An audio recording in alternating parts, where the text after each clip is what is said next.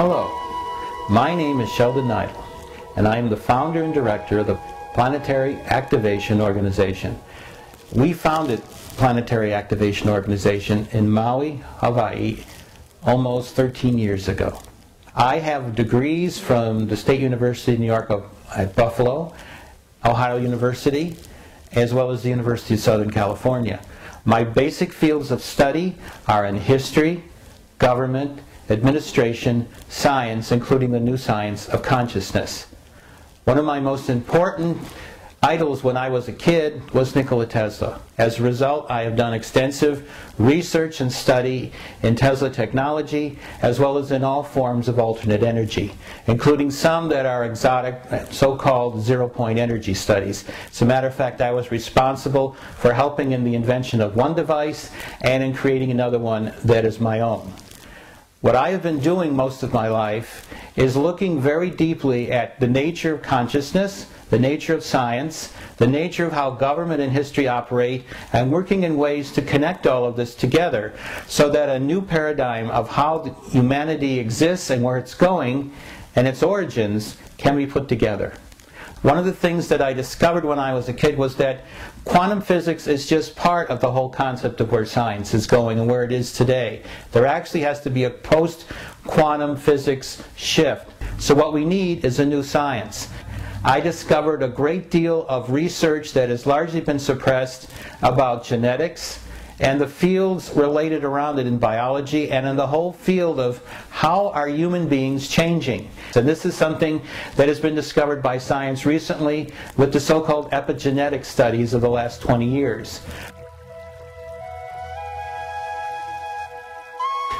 One of the things that I did when I created Planetary Activation Organization was to create planetary activation groups. Planetary activation groups are self-organizing and interdirected.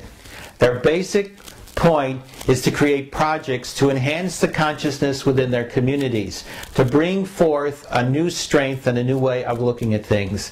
That's why I feel that the basic shift in the paradigm of science is toward consciousness. And that's why PAO is very heavily involved in the shift in consciousness. So the second thing that we like to look at in PAO is to look at the galactic aspect. What we have to do is understand that basically if you were to look at the whole concept of a great oneness in the galaxy, therefore all intelligent life is interrelated. And we are not alone. A third way, as we just explained, that's a basic aspect of PAO, is looking at the changes happening to our planet. So it's very important that we tie all these together. The key is to be holistic.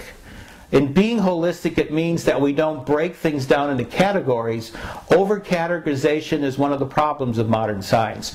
We have to bridge science together. We have to bridge the social sciences and the history sciences together with them. And we have to create a new way of looking at our society and at looking at ourselves. One of the things that I've also discovered is our ET origins, that we are not really that much from here, that we're really from other places, and how this relates to who and what we are on this planet. So one of the things that I also like to look at PAO is how does this relate to all the other subjects we've just been talking about? What is a way to merge together the sciences, the physical sciences, what I like to call the spiritual sciences. And to me, the way to do that is consciousness. Another one of the missions of the Planetary Activation Organization is preparing people for the eventual meeting of their galactic family. We like to call this first contact. First contact is important for two reasons. First of all, it allows us to be able to quickly go through our evolution to become fully conscious beings of light, which is our ultimate destiny. And second, it allows us to evolve and create our galactic society.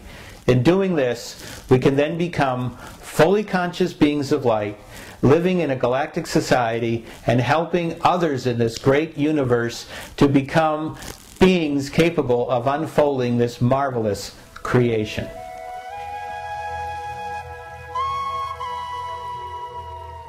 What I'm all about is bridging all these fields we've just talked about, bringing in alternate energy, bringing in post-quantum physics, bringing in a new change, a new basic shift in how the paradigm of science is operating, and then taking that science, that new paradigm science, and applying it to consciousness so we can look at civilization on this planet to create what I would like to call moving us from a planetary society into a galactic one.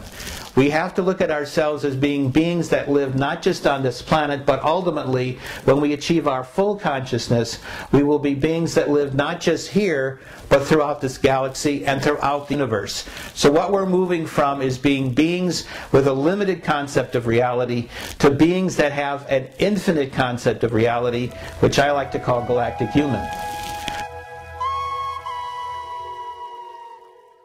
You see, not only does this pattern work as a fractal, but it has consciousness to it.